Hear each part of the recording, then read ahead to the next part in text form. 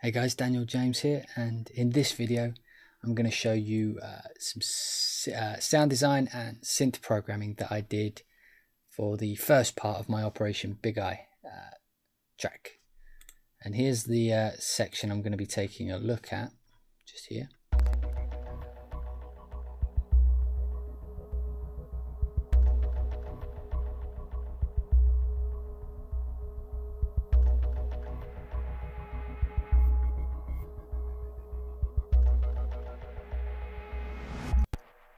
So let me start off with Omnisphere. So I've got 3 patches of Omnisphere set up here. I apologize now, I didn't label these in any kind of fashion, so I'll just load Omnisphere up so you can see what the patches are. Okay, so if I do these by section, it'll be simpler. So in this first track here, I'm just playing a simple sustain note. And now we'll take a look at what that patch actually does. So if I solo that out,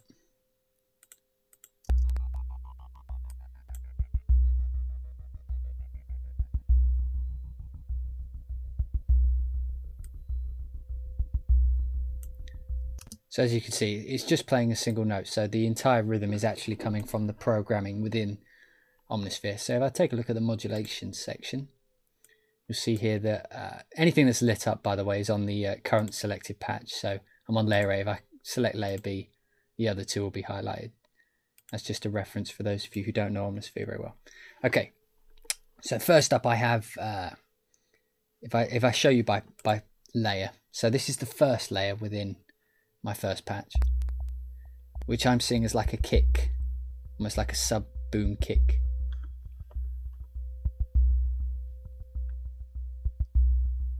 Okay, and to achieve this sound, first off, I'll just note that I've got chorus and BPM delay. Delay's actually doing quite a lot for this sound. If I take the delay off,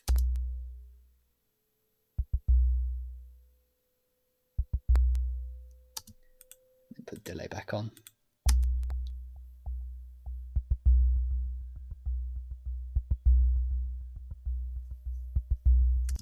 Okay, so let's take a look at what I've got. On the modulator section, I've got mod envelope 1, and it's controlling the amplitude, which is basically the patch, the layer volume, the volume of the actual layer, and that is on mod envelope 1. So if I go over to my mod envelopes, now if you look in mod envelope 1, you can very clearly see that rhythm that's being played. I've got this this envelope here is looped and synced, and when I drew it, I snapped it, so it's always on an actual beat at the time. And if you watch the mod envelope move along here, you'll get a sense of the actual beat it's playing.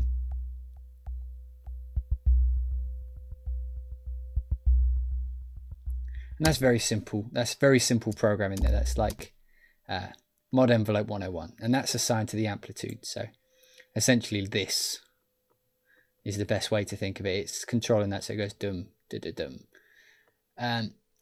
The actual I could just use an actual synth, a generated synth for this, and you get the same kind of effect. Just a simple sine wave with nothing really done to it, or nothing at all done to it. I mean, I could multi that up.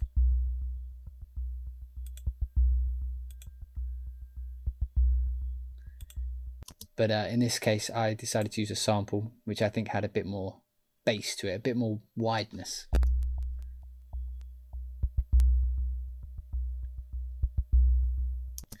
So that's the basic, almost like I say, like the sub kick. That's driving the rhythm. That's like the underpinning of the entire rhythm.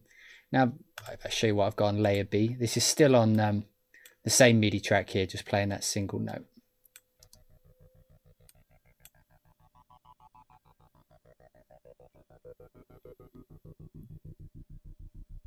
So as you can hear, that's kind of like a 16th note pulse that goes along with that kick. To give a little bit more rhythmic drive. Now this is on the beat, and if I show you the modulation for this patch, I've got LFO1 on the filter cutoff. You can actually see these little white dots is basically what the filter is doing here.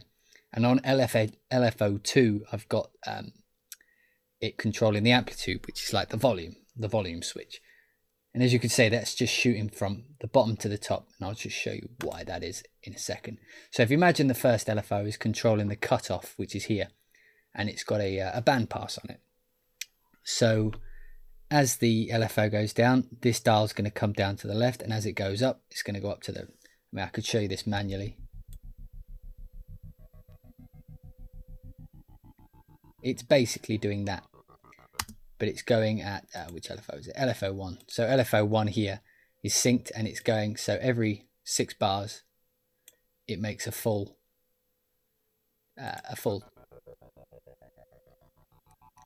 length, I guess you'd call it. I was having trouble figuring out what word to use there. So you can see that's takes 6 bars to do a full cycle. And for those of you who are not sure what a bandpass is, it's basically it's only letting through frequencies of a certain... I'll show you what a bandpass is for those of you who are unaware. I'll just load up a filter down here. This is what you call a low pass. It's only letting the low frequencies through. High pass only lets the high frequencies through and nothing below this line.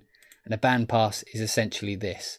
So it only lets the frequencies within this little triangle on the inside of it. And then, so that would only be high frequencies and that would only be low. That was filter 101 for you there. Lots of 101s in this video. Anyway, so yeah, the band pass is going up and down. Now, the way I'm getting that 16th note pulse is on LFO2. Is what I've got going on here is the LFO is controlling the amplitude, which, like I say, is the volume. And I've set it to a square. So basically it's on, and then it's off, and then it's on, and then it's off. And that happens every 16th note. I mean, I could slow that down.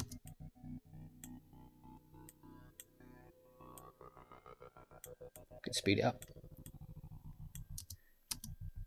And now I need to wait for the... I'll just turn the filter off for now so you can hear it. And the good thing about Omnisphere, so this is set every time a note is triggered. That says down here, every time a note's triggered, this will reset so that it will always start in the on position, which is what, so it'll never start off beat essentially. And the good thing about Omnisphere is you can change the shape of this. So this is rounded off the edges, so this is more of a v as opposed to a d. Now you can also do like pulse down,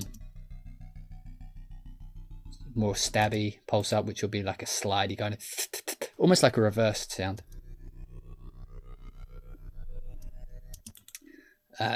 Random. Very rarely do I use that one. And then of course sine and triangle, which will kind of smoothly go on and then off. So but square is on and off with full depth, so it's going all the way to the top and then it's going all the way off. So you get that nice 16th pulse. And with the filter on, you get a nice little bit of movement. If you put the two patches together, I have to wait for the filter band pass to open up again. Here it comes.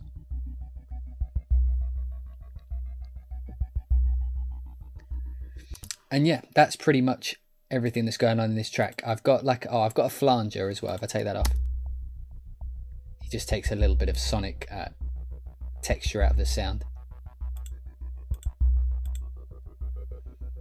And on this one, I've got BPM delay too, which is a brilliant... I wish Spectrasonics would release these plugins as their own independent plugins outside of Omnisphere, because I would use the crap out of them, to be honest. They're amazing plugins. So yeah, I try to do as much synth programming within Omnisphere as I can, just so I can use these plugins. And yeah, so I've got delay on both of those, and then I've got a compressor on the end of the patch. And like I say, that is I can play, if I play this actual now with the MIDI keyboard. So if I'm playing higher notes, and this is just holding a note, so it's not using the arpeggiator at all. The arpeggiators are off, so I can have more than one note.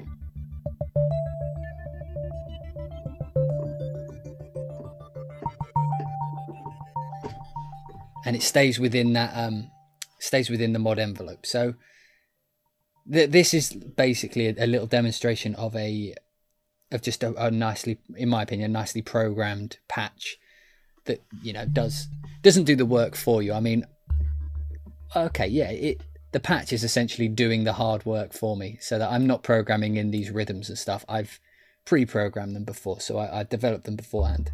So they're almost like synth loops. But of course I can change note. And if I wanted to, I could put legato on so that it would only be one note at a time.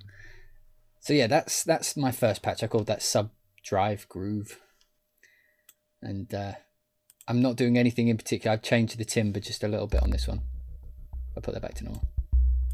It's not much different. Put a bit of crush on it. Not really doing anything. But yeah, that's patch number 1. Nice and easy. I mean, feel free to replicate this if you think it would be helpful. There's my modulation one last time, just a mod envelope on amplitude, LFO1 on the cutoff of the bandpass filter, and LFO2 on the amplitude. So that's patch number 1. Okay, so if we take just close this down, we look at what we've got here. So we're looking in this little section here.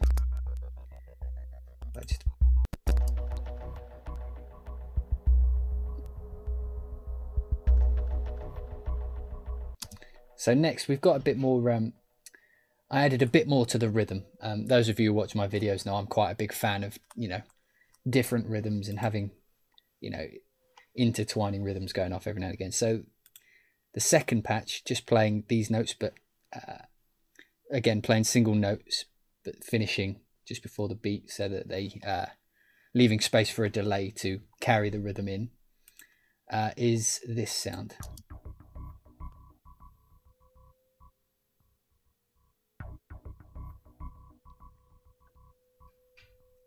And now I shall take a look at how I built that one. Let's have a look. Okay, so now we are on, it's actually in layer 3, I believe. Yep, layer 3. Okay, so let's take a look at the patch. So we've got 2 layers on this one as well. And I'm using a nuclear Moog laser on the first and an indigo juicy goosey on the second. So let me just solo that out one more time.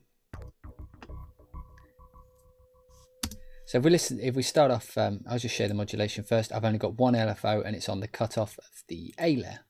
So this cutoff here, which I believe is a low pass. Okay, we've got a band pass and a low pass, which is an interesting decision, but okay. Okay, so we'll start off with layer A, which is this bass rhythm. Now this patch is similar to the last one, but completely different. The way it's similar is it's a rhythmic patch where you just hold one note, which I'm doing now on the MIDI keyboard, and it does the rhythm for you. The way it's completely different is this one isn't controlled by a mod envelope. This one's controlled by the arpeggiator. And one thing I found about the Omnisphere arpeggiator is that it seems to respond better to sounds that are sharp. So we look at the arpeggiated pattern I've got here.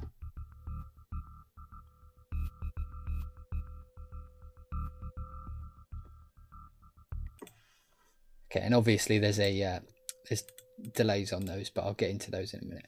Okay, like I said, it seems to respond better to shorter sounds as opposed to like just having a synth that carries over. So as you can hear, that's got a quick attack and then it slowly decays out. It's not sustained. And that's done by going over to the amp envelope here and having my attack at 0, my sustain at 0, and then the decay set to how quickly you want it to go. So basically the attack, and then it gets to the decay, and the decay is how long it goes from attack to sustain. And the sustain is 0, so it goes, plays, and then it dies. So if I want this shorter,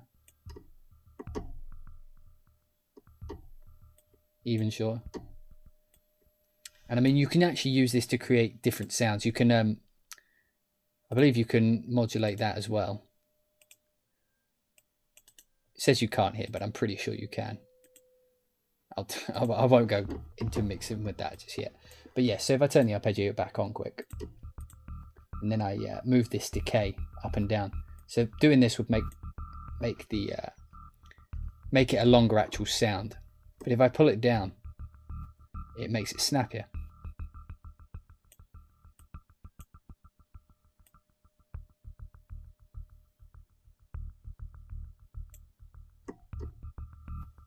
So yeah, and on this one we've got the filter. If I take the filter off, you can hear you've got quite a nasty kind of, it's hard to explain, it's like a high-pitched ripping sound.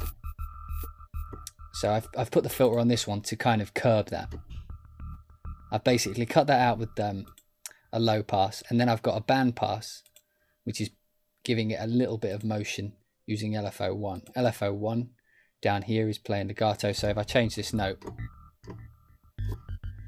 the filter stays in the same place essentially, and that is going every 5 bars. That changes, so you see you're just getting that ripping sound come back in, and it disappears. Because while that ripping sound is quite up in your face, I didn't want it all the time, but I don't mind it every now and again. Just a little hint of it, just add a little bit of a dirty edge to it. Okay, so if we look at layer A, on this I've got just a BPM delay. I've got originally this sound was a lot dirtier. I'll show you what my original sound was.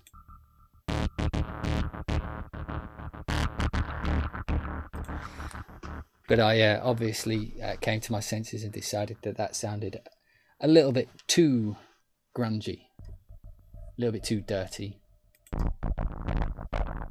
I believe I was playing it low like that, something really gritty, but it didn't need to be that gritty in the scene that I was scoring at the time. So I turned that off, but I didn't delete it because I did actually like the grittiness. I could see that coming in handy if I ever want to use this patch again.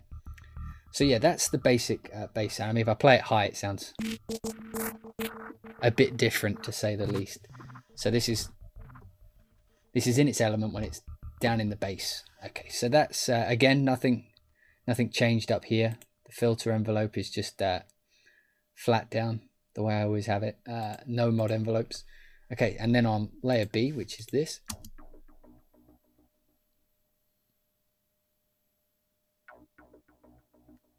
Now you see I've done the same thing here. I've made it a bit longer. If I take the filter off,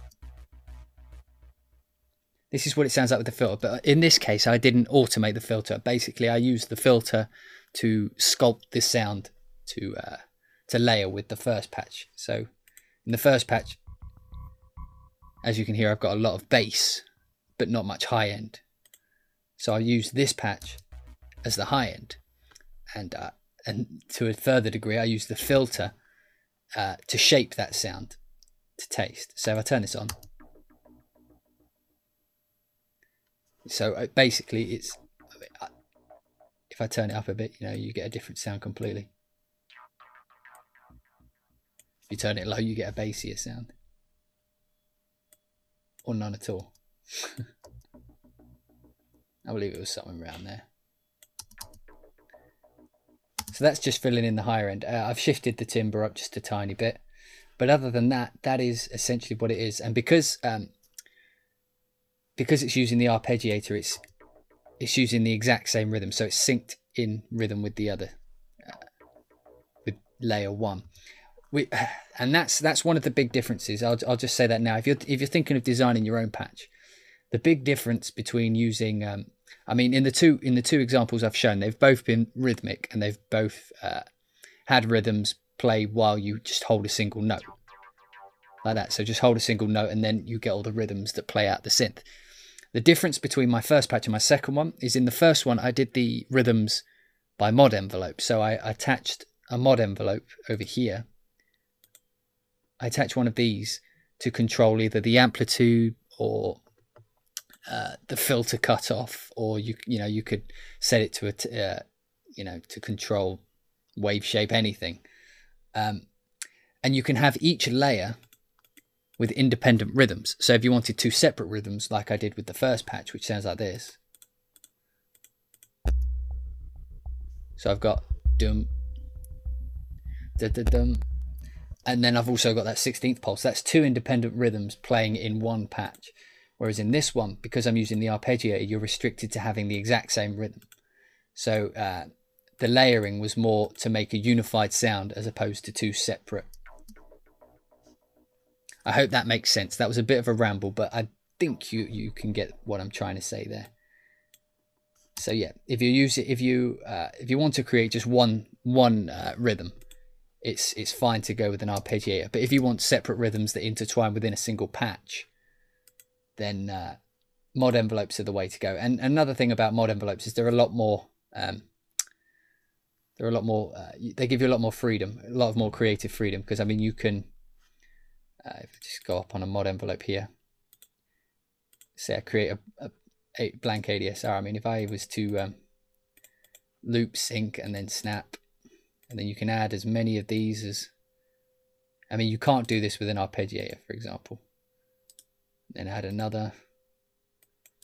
Then we're going to make this one a bump, and then what's that, mod envelope 4. And then if I apply, I don't know, go over here and change my mod envelope 4 is going to control the amplitude, so the volume.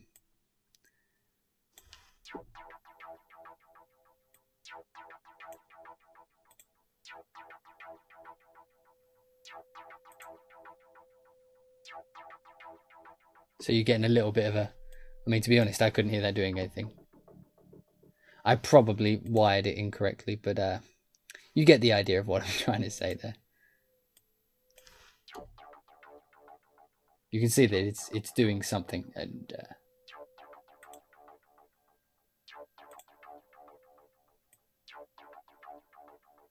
you can kind of get a sense of the.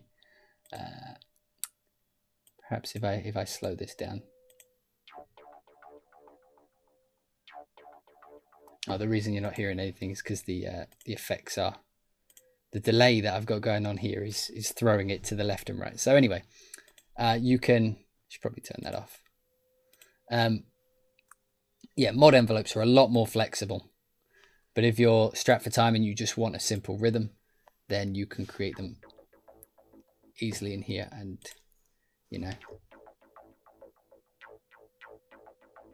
and of course by holding Apple and then clicking the mouse, you can make the note shorter or longer, so it can go.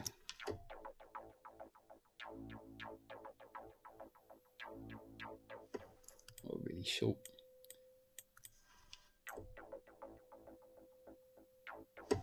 So yeah, that is patch number 2, and if I layer the two together, now we technically have 3 rhythms. We have the sub bass of patch 1, the 16th note recurring pulse in patch 1, and then we have this rhythm here, this arpeggiated rhythm on patch number 2.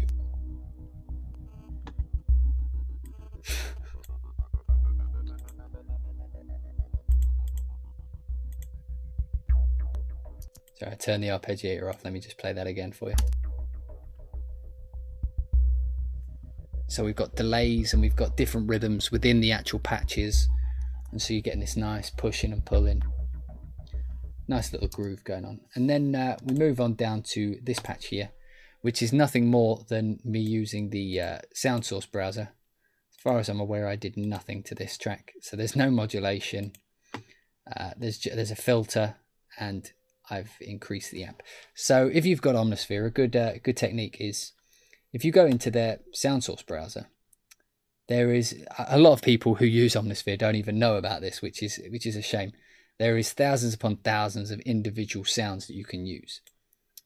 And then what I've done here is the best way to turn it into a pad is to load in the patch. This is literally a 1-layer patch. So I've loaded in one sound. I've put a bandpass filter on it to cut out the frequencies. I'll show you those in a second.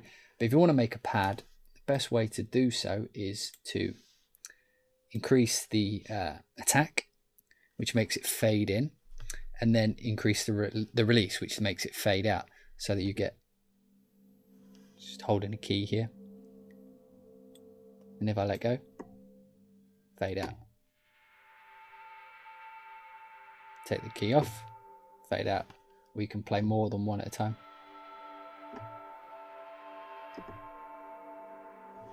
Instant pad. Okay, and the reason I put a filter on this one is because the lower end frequencies which I wanted sounded great, and I've put a bandpass filter and I've turned it so it's only picking the lower frequencies. If I take it off, it's a bit too harsh.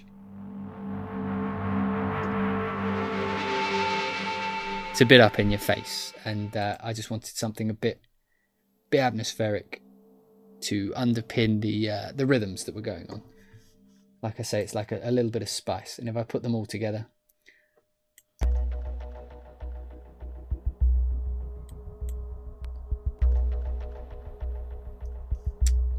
the eagle-eared among you have probably noticed there's another sound going on in there, and that isn't actually coming from Omnisphere.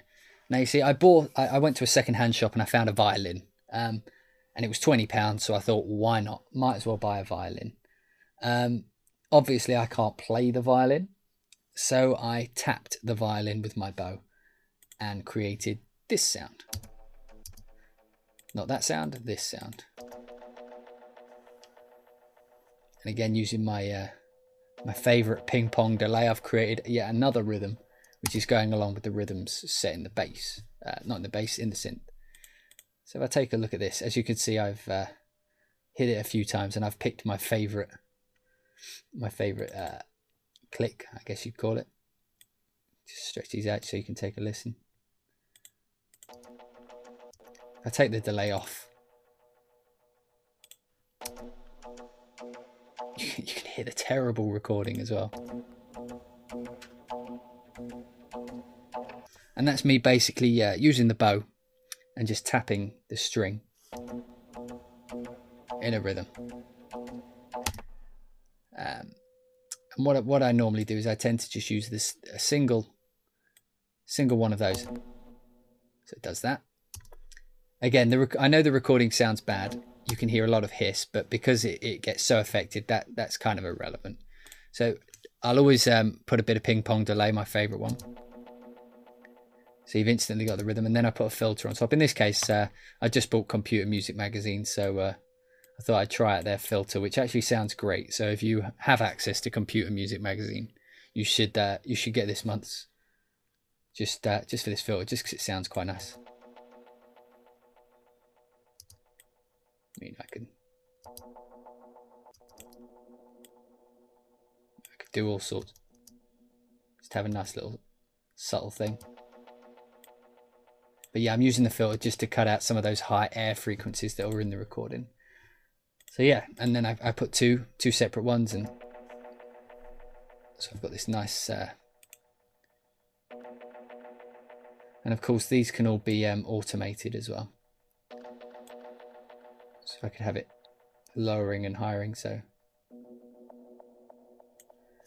yeah, that is everything which is in this tiny section here. And in my opinion, that was enough to carry the scene. It gives you the nice little drive.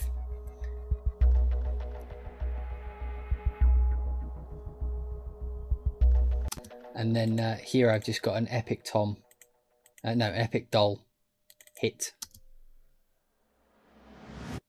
and just reversed it, which leads me to my next section.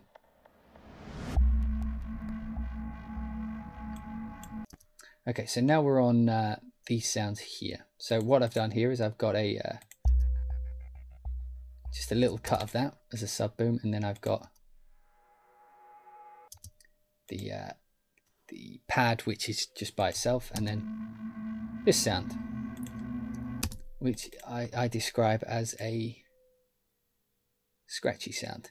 I called this one a boy's nightmare. Not fully sure what I did here. Is this the wrong patch? Am I looking at the wrong patch? Wow, really? Outrageous. Okay, so for some reason I've used choir samples and created some. I'm not even sure why I used choirs for that sound, but I created this really dirty, horrible, gritty sound out of boys' choir.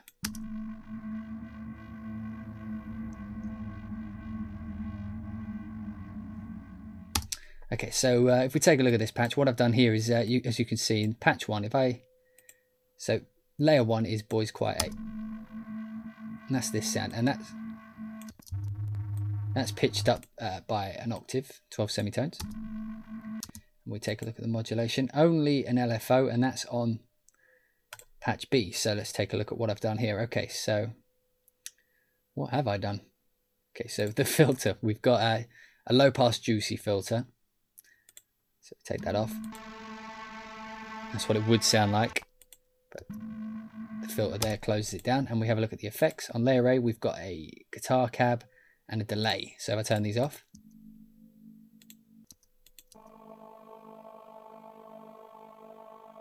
that sounds beautiful. And there's also a bit of ring modulation here. So that's the original sample. That's boys choir singing R. And then I've run it through the ring modulation, which is giving it that sound, which is hard to recreate with your own voice. Put some effects on it, so I put a distortion. Sounds great. And then I put a delay on that, which you can't really hear. I think that's more, yeah, that's not mixed in at all. To be honest, it's more of a fattening device as opposed to an actual delay that carries on. And then on top of that, I put a filter which cuts off that higher end. So it sounds now more like a distorting guitar, perhaps. Again, an unusual choice using the choir. I actually built this patch before I did this track, so going back into it is always fun. Okay. And then the boys choir warm-up. Now this patch is detuned by an octave, and it's got an LFO on the sample start. Now the reason you'd use an LFO on a sample start, let's say for example you've got you know, someone, say you had a recording of my voice. If you started the recording at the exact, you know, from the beginning, every time you pushed a key, like so I said, hello, how are you today? It would always start with hello, how are you? Hello, how are you? Hello. And so if you put an LFO on the sample start, every time it starts, it will start somewhere. So hello, today, how are, you know, so you're basically just randomizing where the sample's going to start, which when something's this mangled, doesn't really matter, but. And then I have just pitched it down. If I turn this up.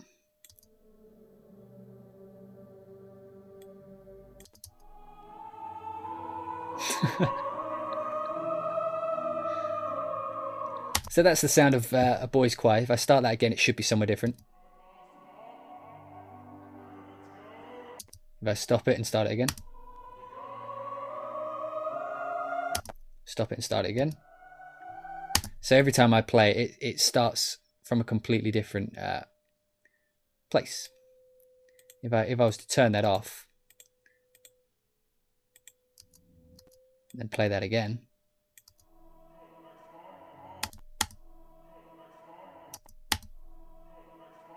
you get that same sound, which is kind of like a machine gun effect, I guess, if you were thinking about samples. And then, but yeah, if you just have an LFO doing the sample start.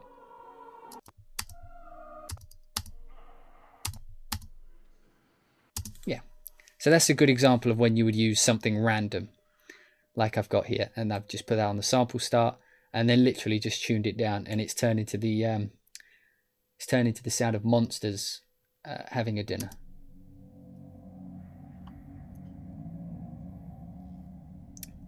Not quite as innocent as it started. And then I layered that with the ring modulated filtered boys choir R, and turn it into the most disgusting choir you have ever heard in your life, ever. Kind of an abuse of the system, but you know, that's the way we're rolling on this one. Okay, and now we're moving on to this section here. So everything you've just heard, I made. Those patches, I mean, I didn't make the sound samples, obviously. I didn't go out and record the choirs or anything. That's all Spectrasonics. But the patches I created within Omnisphere, which I encourage everybody who's watching this to do. It makes you sound a little bit more unique if you've got sounds that other people aren't using. And then on that note, moving on to patches I didn't create, I've got this section here. And And in this section, the patches in question are these two.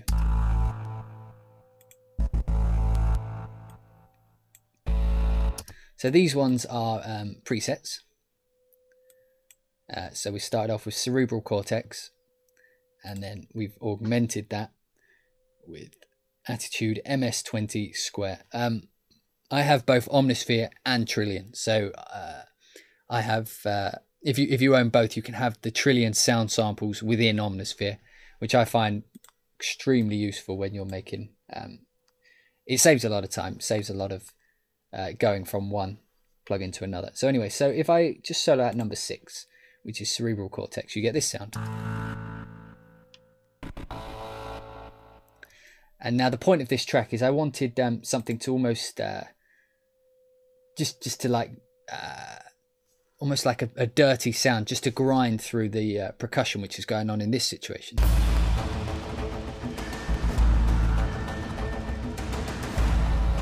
So I just wanted a dirty sound to be going rip, rip, and that's what this sound gives me.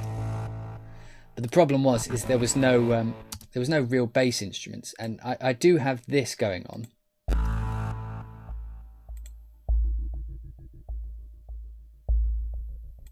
But it's a bit too tame. So what I did is I loaded up this patch here, Attitude MS20 square, and it's quite literally, if you look down here, it's quite literally playing the exact same thing, but on a bass.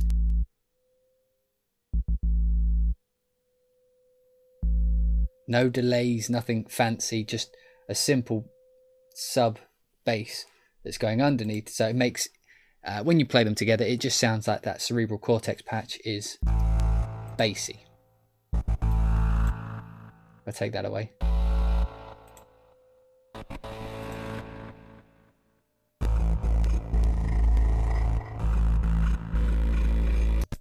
And that is just used, like I say, to rip through the track.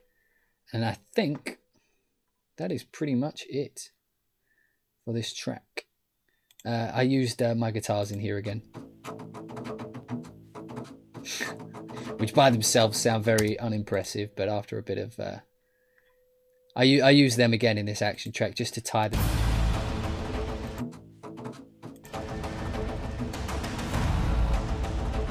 They're just used as a little bit of rhythmic spice, because the rhythm in this section is quite